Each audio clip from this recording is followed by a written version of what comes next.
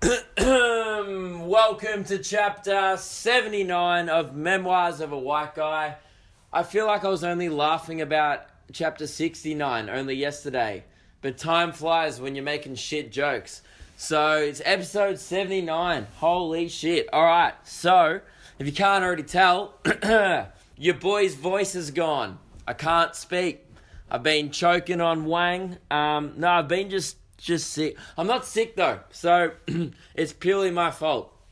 I had a big night on Saturday, and it's Monday now, and I still can't speak. I don't know if you guys heard the radio show yesterday, but it was me pretending I wasn't hungover.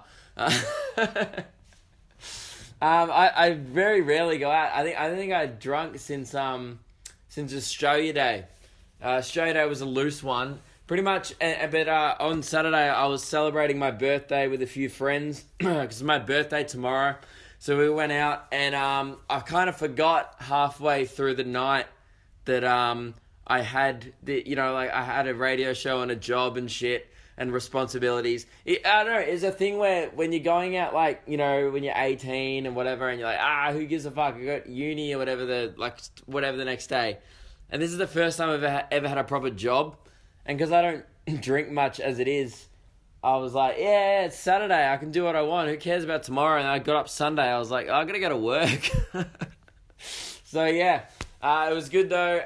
All the boys and all the stuff, we all got to catch up. It's good seeing your high school mates again and stuff. And it's not because, I really got that drunk or whatever. It was one of those bars that was so loud to talk. Like, Lewis doesn't drink at all.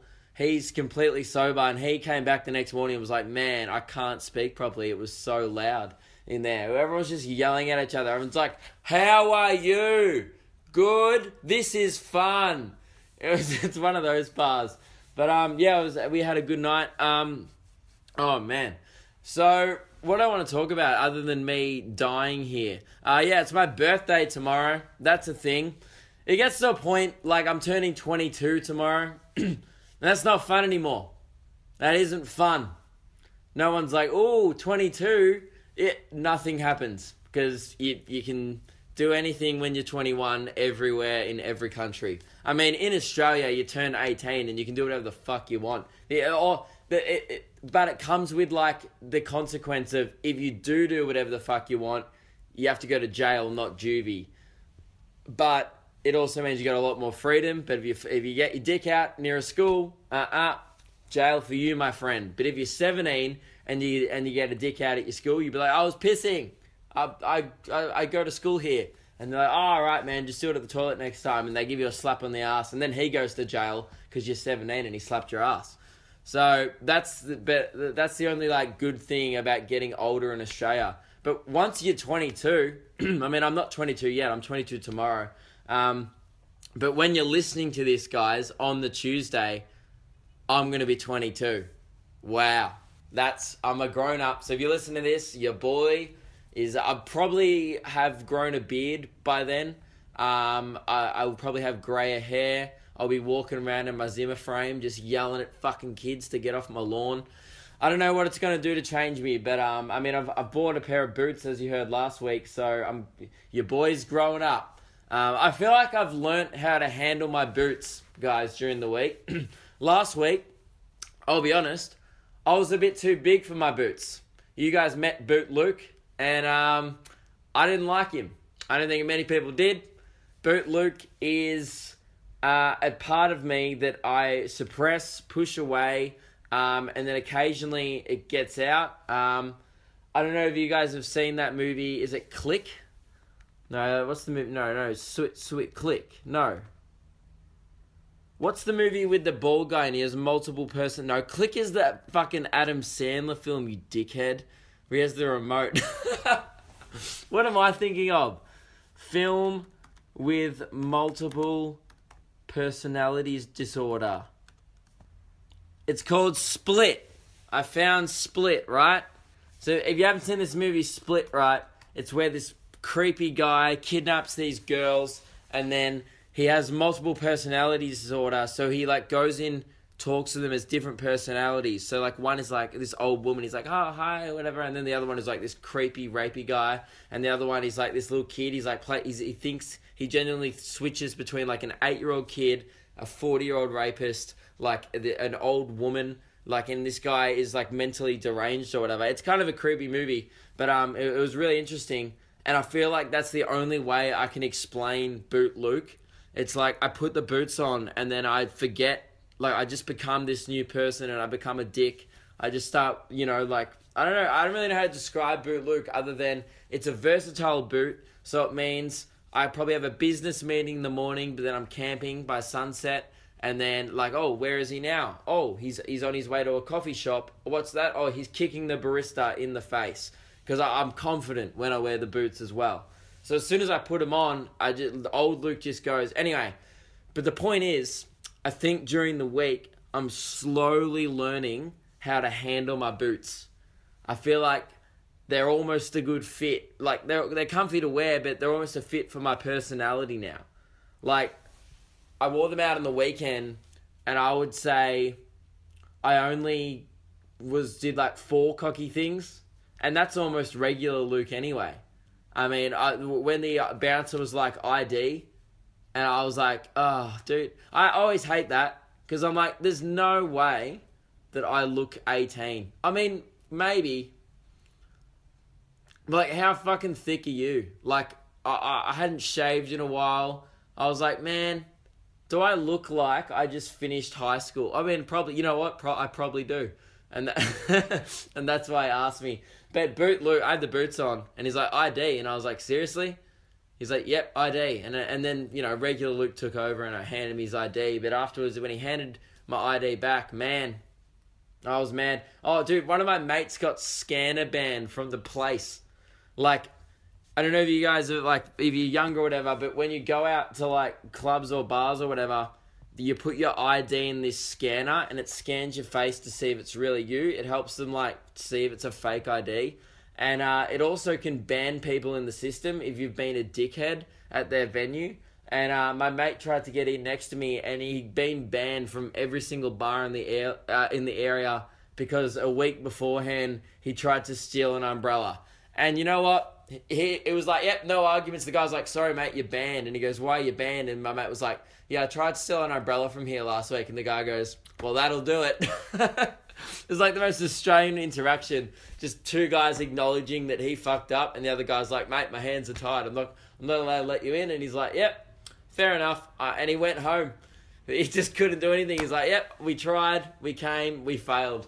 And my mate just had to go home and like sit under no umbrella because he didn't even steal it properly. He got busted. So unsuccessful night for him. But yeah, guys, I think the boots, I'm learning how to handle it. And there was a vote in the podcast group, the Memoirs of a White Guy Facebook group. Get in there if you're not a part of it. You just find it on my page in the group section or whatever. We did a vote. Do people want to see Boot Luke at the shows this year on my tour? Or do people want to see regular Luke? Now, basic Luke came back way ahead. No one wants to see Boot Luke. But what about if I told you? What about if I promised you all that I had Boot Luke under control? So what about if I wear the boots on stage each night, but I compose myself and I give off basic Luke. Like I reckon Boot Luke, with the right amount of training and mind control, could become basic Luke. I think that could become my new look. I think basic Luke might just be a pro version. You know how you can get like pro versions of software, like download bloody Final Cut Pro, and it's like, it's better than the free version. Perhaps you guys have just been watching the trial version of me for about 3 years now and all my content, and now your boy wants to upgrade to pro with his boots, and people aren't letting him. People want to suppress my new look. Perhaps that maybe I want to be a boot guy. Still haven't decided yet, but you know what? I'm not gonna say what I'm gonna do. You're just gonna have to come to the shows. Like anyone's going like, well, now I'm going to buy a ticket. Well, fuck. I mean, I wasn't interested in his comedy, but now I want to see if he wears boots or not. I'm not going to say what I'm going to do. I'm going to leave that one in the open. I may wear boots. I may not. We'll see. But all I'm saying is, I'm learning how to handle the boots. I think they can become a positive thing, not a negative thing. And I look forward to moving on with boots on my feet and moving forward and progressing in life. Now, guys, on to the next thing. Who's thinking, I don't know what to do. You know, I might do it like I did last year. Obviously, Bachelor in Paradise is back. So what does that mean? It means that I'm going to cover it at length in every week's podcast. Why? Why, you asked? Oh, because it's the best television show in the world. I've seen Game of Thrones. I've seen How I Met Your Mother. I've seen The Office, okay? All very funny shows, very well written. Not a Game of Thrones isn't that funny, but it's very well written, great, excellent budget. But if you haven't seen Bachelor in Paradise yet and are judging me right now, going, Luke, I've watched a way better show than whatever the fuck that shit is. Okay, I didn't want to hear about it, okay? Well, strap the fuck in, because I'm going to blow your mind. You ain't seen television like this before. Oh, but Married at First Sight's pretty good. Alright, yeah, okay. Forcing people to marry against their will, pretty good television. Getting all your favorites, all the bitches, all the villains, all the good guys, all the bad guys from every past Bachelor and Bachelorette season, then putting them on an island, flying them out of their natural habitat into a resort where they just fight and fuck for 10 weeks. That, ladies and gentlemen, is entertainment. It's an all-stars match of every single good, bad, hated, loved Bachelor and Bachelorette contestants just in this put together in a swimming pool, just trying to fuck each other. And then they fight because it's like, oh, I want to fuck her. No, I want to fuck her. Oh, but she gave me a Remy last week. No, but that's not even a lie. Like, I'm one episode in, and like one of the girls has already sucked one of the guys off in the past before the show. Like, they're like, yeah, we had a like that, but they were like, oh yeah, we hooked up. I was like, all right, you licked his asshole. Okay, you just didn't want to say that shit on national TV. Okay, you licked his rim, and you come on TV and be like, we hooked up once. Okay, cool. If that's what you want your mum to think when you're watching the show, even she knows you licked his asshole. Okay, just say it. I mean, I know it's not great. Rim chat isn't great for the 7:30 p.m. time slot. But, you know, actually we had our first rim job joke on the show, on the radio show, guys, this week. Just applaud that. Yep. Blake Everett, very funny comedian, very good friend of mine, came on the show. And I was like, oh, can I sing this song? I'm like, yeah. Because he does a bit of musical comedy in his show. And he came on our show, did an interview, then played a song. And I knew what song he was going to play, and I've heard the song at gigs before. And I was like, yeah, from memory, it's pretty PG. And then I did remember there was one reference to a rim job. And I was like, that's fine. If he just sings it, it seems clever if it rhymes. You know, like if Lewis and I came on air and just started talking about butt licking, then I guess, you know, that's not very appropriate. But if it's in a song and there's a bit of guitar in the background, that's fine. I mean, we didn't check with anyone, but that seems fine, doesn't it? So he comes in, and Lewis has never heard the song before. He's just playing away, and it's a little... Just go listen to Friday's podcast, right? And then all of a sudden, it's like, mentions this girl from his high school who's now a stripper going from rim to rim. And then Lewis just lost his shit laughing. And then right into the microphone, Blake Everett just goes... Anal licking. Anal licking on radio. This is why they were unsure about giving us a radio show. It took 4 months before someone on the Luke and Lewis show went anal licking into the microphone. That's some good shit. Oh, man. And then Michael Schaefer came on our show, and I think he almost did a blowjob joke. but luckily we cut it out from the car interview.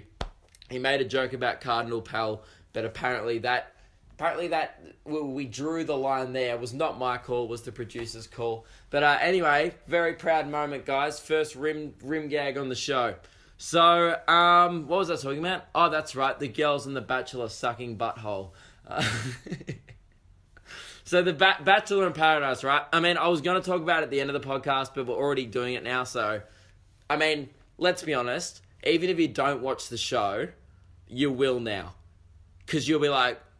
Because, like, I know the teenage guys listening to this will be like, oh, wait, is the girl sucking butthole on TV? I'm going to go watch. But all, like, the people aren't retarded. So the girls who listen to this podcast, they're all like, oh, I get that Luke's being ironic, but it still sounds entertaining. And then they go watch it anyway.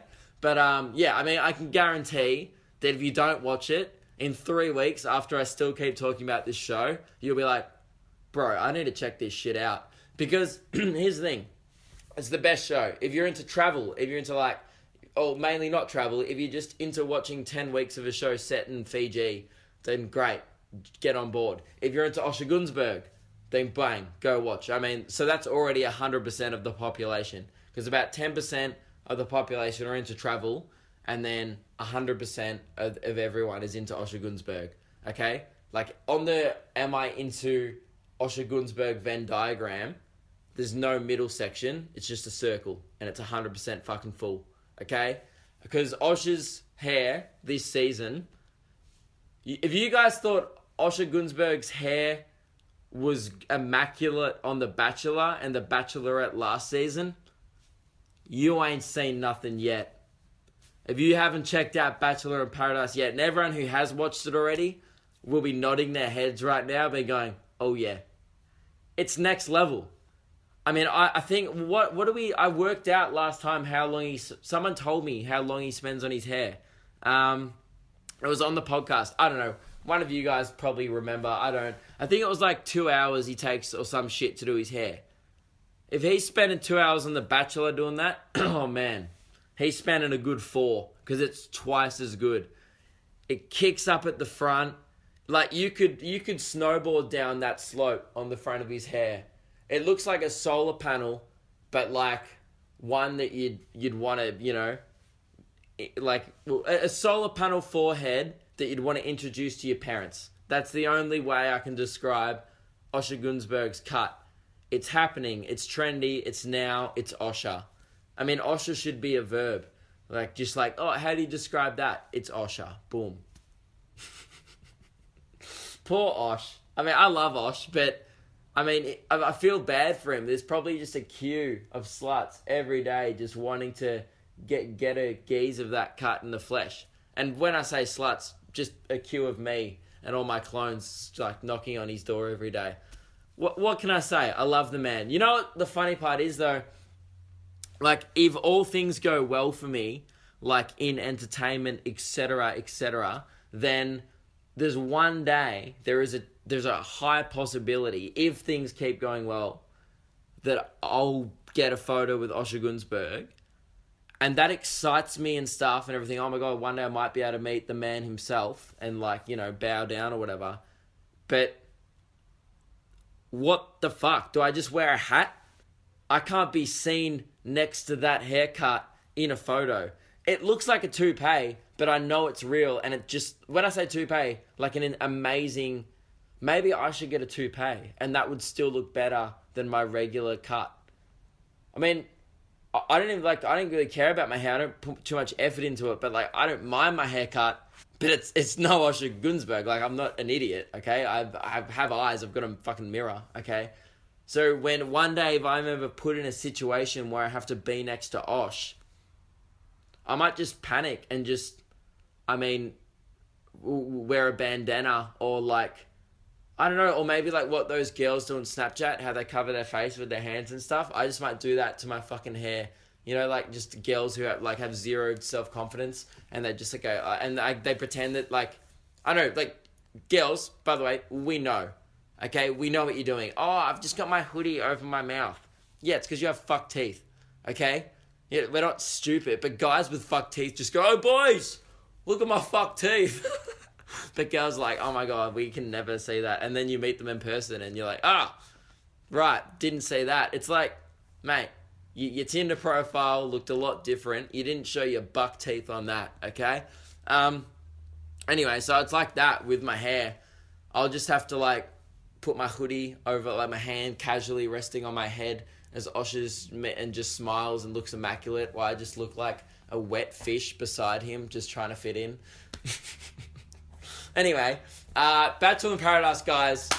Boy, oh boy, what a first ep. So, there was drama. There was butthole licking, as you've already thinking. So what happened, right? Tara was the first person to be let into Paradise. I'm going to say Paradise. It's just like a 4.5-star hotel. There's a nice pool. There's a couple of deck chairs. Honestly, they could have lashed out a little more. It looks good, but Channel 10, you can tell, is struggling a bit at the moment. And they were like, how can we create a TV show in a resort? Like the first date, like they went on a date, right? You know, like back in the day when The Bachelor had a budget, they were like helicopters, big boats. This was like, they gave him a deck chair, a picnic basket, and they had a couple of fire dancers. Just probably the producers just put on a tribal gown. Just going, yeah, fucking spinning fire and shit. Like that was the level of budget that was put in, right? And so Tara arrives. She has a chat with Osher. Obviously, the first thing Tara says is, Osher, your hair looks amazing. Osher didn't even really say thank you. He just knew. Osher just nodded and said, yes, it's great. It's great that someone has acknowledged the 4 hours of effort that I put into this every single episode. And Tara goes in. She's there by herself. The thing that got me was, so it's a show where like they all come in, and usually the show starts off with the girls meeting the guy, because usually 21 girls going for one guy in The Bachelor. Because this is just like some fucking Big Brother version of The Bachelor, she's the only one in the house as like, or in Paradise, right? In the resort yet. So she just starts hitting up the bartender. There's this like Fijian local bloke. He's like, hello, beautiful. How are you going today? And they start chatting and stuff. And then he's like, oh, you look... And he was pretty much like... He pretty much seen the Amy ad. He was like, Tara, you look beautiful like a sunrise. Like, it was Katut. It was Katut from... And he was like, he was hitting on Rhonda again. But he was hitting on Tara. And then this big... Who was the first guy who walked in? Some hunky bloke. Oh, yeah. There was this dude on the show... who just looked like a Ken doll, and it came up with his like name and info, and he was 36. Dude, if I look like that at not even, I would never look like that. Who am I kidding? If I look like that at 36, I don't even look like that now. I'm 22. You know, do you know how depressing that is? I look at myself in the mirror every day, and I go, this is your peak. Like, this is as good as it gets. Maybe in 3 years when I'm 25, this will be my physical peak forever. It will never get this good. And I mean, I don't have a shit rig, but I'm like, yeah, I can do like 65 push-ups without stopping, and then I'm fucked. Like, and I'm done for a day of exercise. Like, you know what I mean? Like, it's not... That's not ideal. Like, I know when, like, who's, like, a ripped AFL player? You know what? Any AFL player must look at themselves in the mirror and be like, yeah, this is my physical peak, and I'm happy about that. I think 95% of the population just must look at themselves and go, this is my physical peak. But old bloody Kendall on The Bachelor in Paradise, this bloke is 36, and I reckon he's 3 years away from his peak. He's so good looking, but he doesn't look like it's going to stop. Like, his looks are just on a trajectory that is still going to keep going up. I forget what the dude's name was. Like, to me, he was just a piece of meat. I don't even remember what his personality was like. I just saw him and I was like, you suck. And you can tell he's been good looking for years. Like, he popped out of his mum's bloody... I don't know why I didn't want to say vagina then. I hesitated. Fuck it. He popped out of his mum's puss, and then his mum was probably like, what a fucking slut. What a hottie. Look at that rig. This dude probably had a 6-pack as a baby. Right? So that's like most of the guys in there. It's just, oh, by the way, it's a massive cockfest. There's like 3 more dudes than girls, right? So, which is genius. The people who produce this show, geniuses. Because they put people in a situation where they are quite literally forced to fight with each other over a girl. And outside, like, these are the type of girls that I guess they're attractive, but they've all got shithouse personalities, except for Tara. She's the man, right? They've all got shithouse personalities, so they put them in a thing. And outside of this, they wouldn't be fighting over this girl. Like, there's no way. There's 2 guys fighting over Leah. If you don't know who Leah is, Leah's a bitch, okay? She got mental problems. She a crazy hoe, okay? No guy is like, oh, fucking get in line for that. No. She's like, break up with her, you come home, and all your shit's on the lawn, and she's burning the house down. She's a psychopath, okay? Like, hey, Leah, sorry, you've been on one date with her, and you're like, sorry, Leah, we can't see each other anymore. Well, fucking say goodbye to your toaster, your bed, and your ensuite, okay? And everything else your own. Because she's crazy, and she ain't giving that shit back. But inside this context of a TV show, and they're all in bikinis, and they're all oiled up on TV, all these guys are like, yeah, I want to fuck her. But no, you don't. You'll regret that shit. I mean, you've just Instagram stalked her. That was funny, actually. The way they all introduced each other like they don't know who each other is. Like, a guy walked up to whoever the girl was and was like, oh, Nina, nice to meet you. Don't pretend you haven't stalked that girl on Instagram. She's a D-cup, man. Don't be like, oh, Nina, yeah? Am I correct? Of course, mate, if you were going on the show, you'd know 100% who's going to be in there, and you would have Instagram stalked the shit out of them, because it's compulsory for the people to be single. Which brings me to my next point in the show, guys. There's a guy on the show who's got a girlfriend. His name's Brett, right? And this is Brett. He's one of my favourite people on the show because he offers fucking nothing, and I'm still confused as to why he's there. I mean, Osher Gunsberg isn't even in the show, really. He just hosts it. But Osher, who's not part of the show, technically, he's just kind of is the game maker. He's like that guy in the Hunger Games who just like controls all the fucking big dogs. He's like, that's what Osher does, right?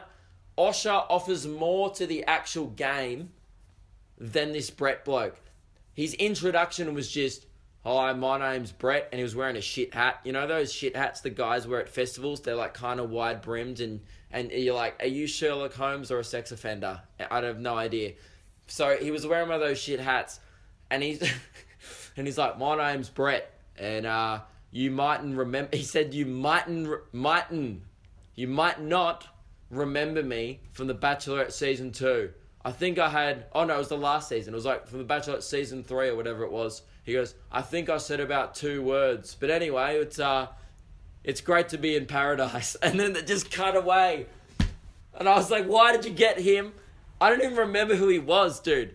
I think he was in like the most recent season with Sophie Monk. Legitimately can't picture his face in that season. Like, it showed flashbacks of him talking to Sophie Monk, and I was like, I've watched that show religiously and don't even recognize you. I'm like, oh, maybe I saw you like at Kmart the other day. Fuck, I don't know. He just has one of those faces like me. You're like, yeah, I could have seen you before. You look like every tall guy with a beard. So, they've got this bloke, Brett, in there, and then it turns out Tara is the girl we all like, guys, so get on the Tara train, okay? Tara's the girl we all like, and Tara goes to this other girl, she goes, hey, Brett's dating my friend. Like, I know him outside of the show, and this bloke who offers fucking nothing, who's maybe Sherlock Holmes, but maybe a sex offender, he's like, yeah, he's dating my friend. And the other girl's like, well, why is he here? And then the guy claims, this producer comes up and goes, mate, in an interview, the producer was like, yeah, mate, so are you single? And he goes, well, I'm here, aren't I? Then he goes, answer the question, are you single? And he goes, well, mate, I'm not going to answer the question. This dude's got a girlfriend. What does his girlfriend think of this shit? I mean, unless you're trying to become an Instagram model, which he definitely is, because literally, his personality, he has the same personality as a fucking doorknob, okay?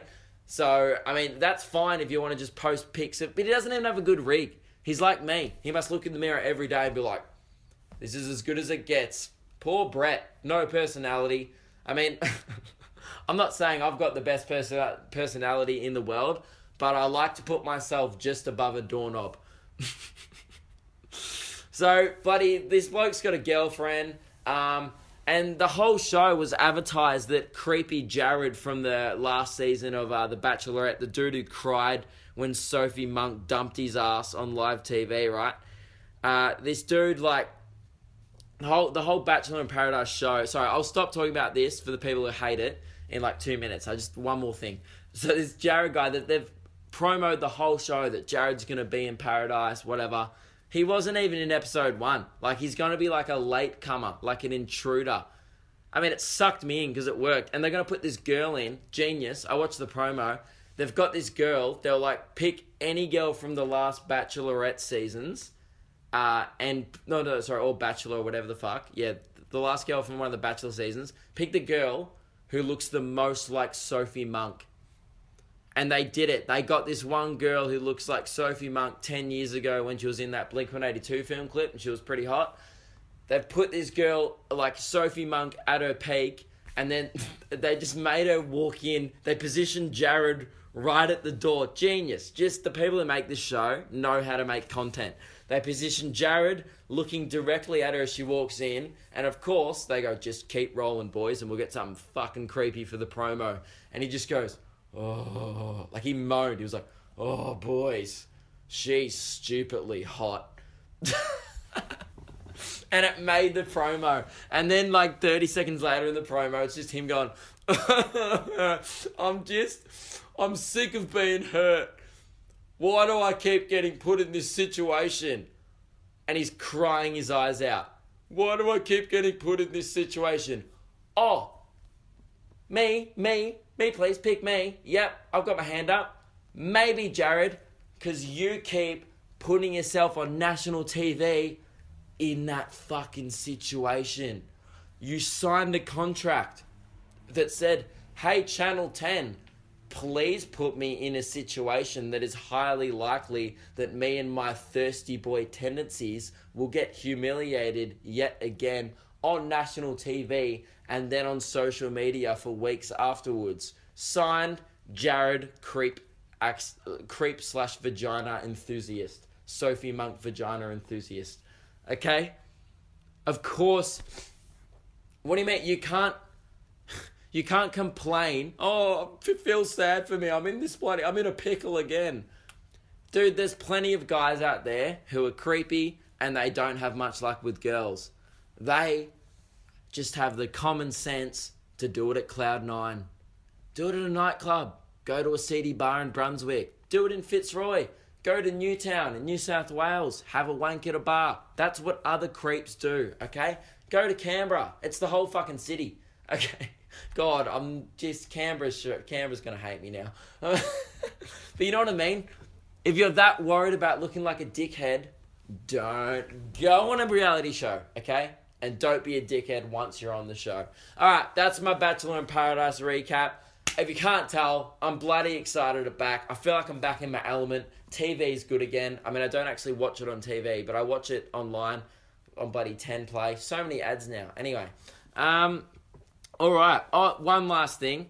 I think we can all agree to all my girls, all my gals who listen to this, who watch The Bachelor in Paradise, because let's assume no guys are into that shit. Can we all agree, gals, my Bachelor in Paradise fam, Kira is the only one telling it like it is at the moment. And Tara. Can we all... Okay, that's it. That's my last sentence. And everyone who's watched it will be like, oh yeah, Kira, she's supposed to be a villain, but she was telling it like it is. Fuck yeah, Kira. I didn't expect her to add anything to the show, and fucking I'm excited. Anyway, let's move on. Oh, what's that? 20 minutes of Bachelor in Paradise chat. Just enough again. Alright. Last thing before our bloody questions. I read an article. I read during the week, guys. That's what I do now. I'm a reader. I'm practically an author, but I don't... No, that's not what an author is. Guys, I'm practically a reader. Now, I read one, it was the shittest, some shitty, got me in, clickbait on Facebook. 26 people have way more money than you ever even thought. And I was like, well, shit. Who are the 26 people? I mean, they got me. So I clicked straight away. And I'll go through my favourites, okay? There was some. This was one of the best clickbait articles I've ever read. I'm about to shock you guys as well. BuzzFeed shocked the shit out of me. And I'm about to shock you as thoroughly as they did to your core. Okay? First one. Justin Timberlake was paid $6 million for literally singing ba-da-ba-ba-ba for McDonald's. Now I learnt two things from this. One, I did not know Justin Timberlake was ba-da-ba-ba-ba. No idea. And you listen to it now, you're like, oh shit, that's Justin Timberlake. Never thought about it. And two, $6 million for that. I mean, I've got a croaky voice, but with a bit of auto-tune. Oh, wait. Oh, okay, I've got a really croaky voice. I didn't get the last note, but with a bit of auto-tune, where's my money? Hey, Macca's, I'll do it for $50. You know what? I'll do it, not 50, I'm not cheap. I'll do it for 80. That's my price. If Macca's want to come knocking at the door, let them know. That's all I'm saying. Bullshit. $6 million. I'll probably never make that much money. The creator of the Jeopardy Think music, now you guys will know it. This one's the only one that I was like, yeah, money well spent. Jeopardy Think music. Are you ready? The guy who created this song...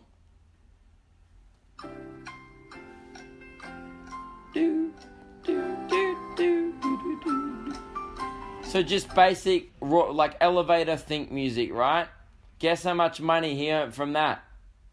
70 to 80 million on royalties because it got played on Jeopardy every episode. Money well spent by the company there. That's fucking good think music. This one, couldn't believe it. Judge Judy makes 47 million a year. She only works 52 days of the year doing the show. 47 million to be a bitch to black people. That's what the show is if you haven't seen it. Fucking hell, I can't believe that. 7. When he was in prison, O.J. Simpson made $3 million signing autographs. He made more money in prison than doctors make in 4 years. Signing autographs. He killed a family member, didn't he? Yeah, O.J. Simpson was the fucking... What did they... O.J. Simpson was the Family Guy, yeah? Yeah, right. Yeah, it was his ex-wife. $3 million. Who wants... What I want to know is... Who's paying for a guy's autograph who killed his wife? Who's like, that's worth $100? What the... I have nothing to say to that. Other than there's horrible... I knew there was horrible people on this planet. But that is phenomenal. That's... You know what? That's a fun fact. That's fucking horrible. This one... that one's not that interesting. No, it kind of is. Dr. Phil is the highest paid TV host on the planet. He gets paid more than Ellen and Simon Cowell. Dr. Phil. Just talking about, you've got to... And he's literally like a glorified therapist. Like, that dude's smart and he's funny and like his show's actually good. Oh my God. The home phone's ringing. Why? Every time I do my podcast at my house, this is why I don't do it at my house. Because the phone just goes... I'm not picking up a home phone. It's 2018, okay? Unplug that shit. This one. This one genuinely blew my mind. For the final season of Seinfeld, Jerry Seinfeld made about $13,000 for every single line he said. I'll say that again. He was like, what's the deal? And then $13,000 just went and landed in his bank account. 13. What? No, that's fuck you money. You know what I mean? Every line. And this one, the final one, okay, that I'm going to tell you, the final one that just blew my mind of how people can just make so much money for entertainment, okay? David Bowie made $9.7 million in 2017 when he was dead. Oh, wasn't even alive. He's just down in the ground, hustling away still. Just his corpse is just laying there, and he's just making bank. I mean, people always talk about that, like, oh, you know, like, Bill Gates makes this much money when he sleeps. Yeah, but he still has a pulse at least. He's still breathing. David Bowie, not here anymore. 9.7 mil. Just, oh, I'm dead, but I'm making cash. He's making more money than that 99% of the population who is alive. I have nothing but respect for that corpse, okay? I mean, he might have got cremated. I don't know. Either way, those ashes are making bank. That urn is a bloody fucking... That's a wealthy urn, okay? His inheritance would be insane. Alright. I'm going to do... Oh, this one, sorry. I'm just on this website right now, and I'm reading a news story just popped up. This is so funny.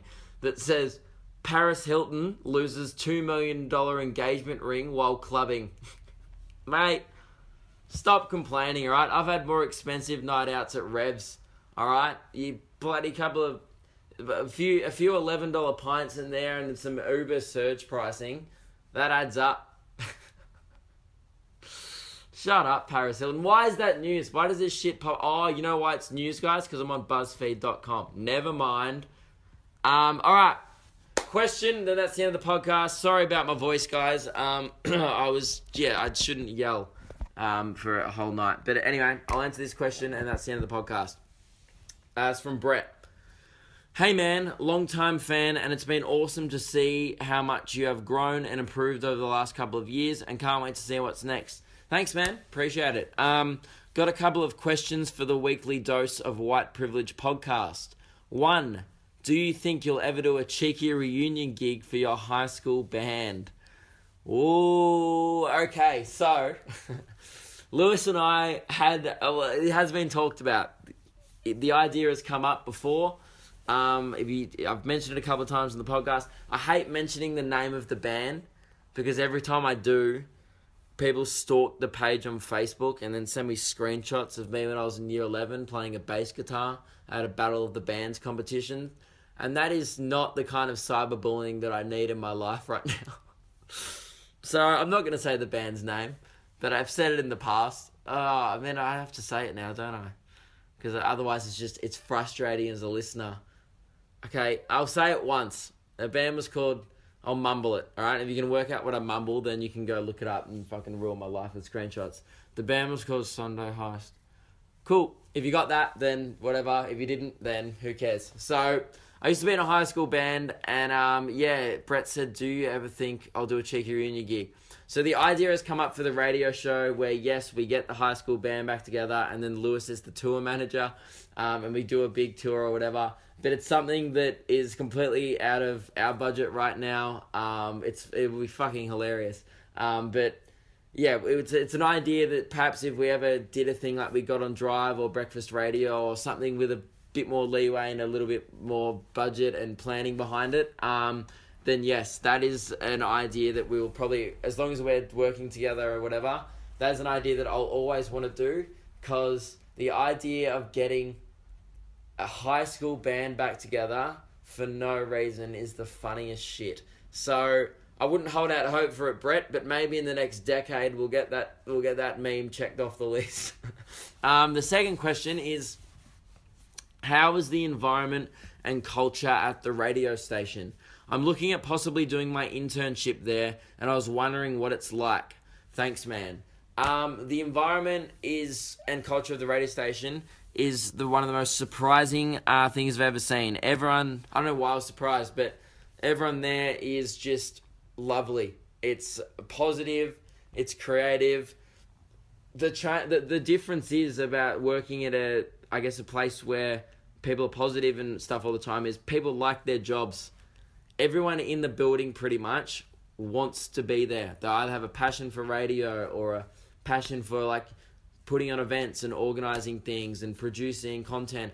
I mean, I don't really speak to much of the people in sales or whatever, just because we're always busy doing our show and planning content and running around the building, filming shitty memes or whatever and pissing people off. But everyone who I've met so far at the company, including people who work in sales and all the different departments, have been lovely, and I could not speak more highly of SCA as a company. This just sounds like I'm sucking asshole right now, like I'm on the fucking Bachelor in Paradise trying to get a route from my employers. But no, it's a positive workspace. The environment is it's a real thing where it's, if you just do your job, it's one of the is everyone does their own job. So if you're like, my job's the tech, that's your job, and that job will get done. But it's kind of thing where like, if sometimes nothing is, like, people would just go, yeah, maybe talk to like whatever about that, and you go talk to whatever and they go, oh, that's not really my job.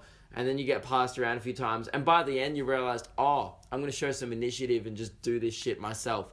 So it's an environment that pushes you to work hard, but they're supportive people, and our bosses and stuff who have been, helping us get good at radio from the start, have been incredible. So I would say definitely try and apply for a job at the radio station, whether that's our radio station that we're on or any other one. I'm sure the environment is very similar, but I've heard very good things just from many people in the industry. It's a type of thing where most people who, I've talked about this before, most people who are successful in what they do are therefore happier. So since, I guess, not that I'm bragging or that I think I'm successful or whatever yet, I mean, I've still got a long road to go, but ever since I started achieving, you could call it minor success in comedy and entertainment, most of the people, once you kind of move up the ranks, are amazing people, because they got there. No one gets to the top being an asshole. So I think when you're at the biggest radio, we work at the biggest radio station in Australia, so they only employ the best people in that field. So once you get in the building and at that level, I guess you're surrounded by people who are better than you and you can learn from. So it's awesome for us, because we're still new and like, oh, what the fuck are we doing? But the people around us are making us better. They're making us work harder. And yeah, the culture and environment is amazing, man. I would highly recommend it and couldn't speak highly enough of the company. And that was another big thing, man. Like, me and Lewis have been doing independent shit for years now. I mean, I had a job to support that, and now I'm lucky enough that comedy is my full-time job and radio is how I get my money now, and touring and stuff. I mean, it's about half-half. It's like half radio, half touring. So everyone who comes to the shows, it's still like the only reason I don't have to get another job outside of radio. But yeah, the reason why I guess Lewis and I have stuck around and have pursued and kept pursuing radio is because at first there was a little bit of uncertainty between us about like, oh, we're already doing well independent. Is this something we want to pursue? And, like we didn't want to get told what we could and couldn't say, and, and like just shit, like we were just a bit concerned going into it. And then as soon as we got in the building, it was completely different. I don't know why I thought it would be like bad or anything, but it's just the people who were surrounded by immediately were like, yeah, guys, do your thing. And we were like, oh shit, this is great. They've hired us because they like what we do outside of radio, so they want us to take that energy just without all the swearing and butthole licking references and put it on radio. And occasionally we go, hey guys, sorry, one anal licking joke is going to slip through. And look, it slips through the cracks. What are you going to do about it? All right, other than fire us. Okay, they could probably fire us. But the point is that we wouldn't be there, Lewis and I, if the environment and culture wasn't something we enjoyed every day. You guys know by now, I'm the type of person that if I don't enjoy something, I will not do it. I will not just sit, you know what I mean? I've done furniture removal before for 3 weeks, and then I was like, this sucks balls, and I never did it again. I needed the money so bad at the time. I was like 16, and I really needed money quickly. I wanted to buy a new guitar or some shit. So I did 3 weeks of furniture removal, and I've never hated anything more in my life. So I just don't do things I don't like. But yeah, culture, great. Couldn't speak highly enough. Cool. That's my answer, Brett. Thank you guys very much for listening. That's the end of the podcast. 1 week till my shows start. Can I get a hell yeah? Can I get a ooh? Sorry. Little excited here. I'm super excited about the shows. I've said it, you guys know where to go. My website for tickets. If you haven't got tickets to Melbourne yet, I could check now, man. The first weekend is so close to selling out, especially the Friday night. And then the Saturday night is like 5 tickets behind that. I think they're pretty much the same.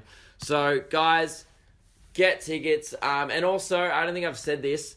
If you're not fussed about what night you want to come to, and you're like, oh, I don't know, I'll do fuck all. Can you guys please come on a Wednesday night?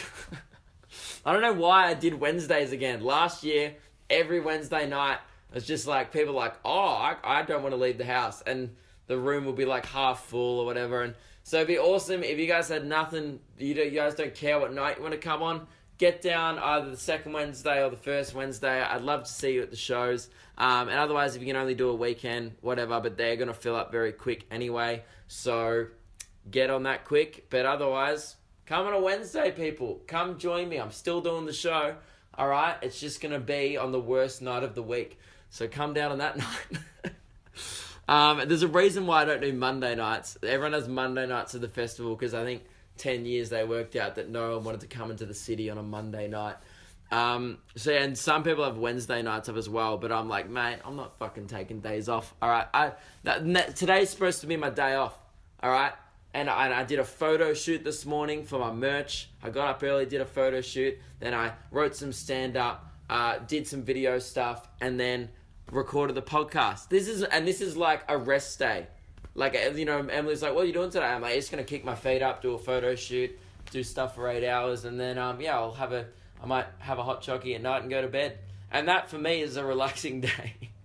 So, yeah, this week is my week off before the comedy festival. I needed to take a week off radio because it's, as I just said, it's full on. So we're taking a week off radio. We're still doing the show on Fox on Sundays. And other than that, guys, I'll see you.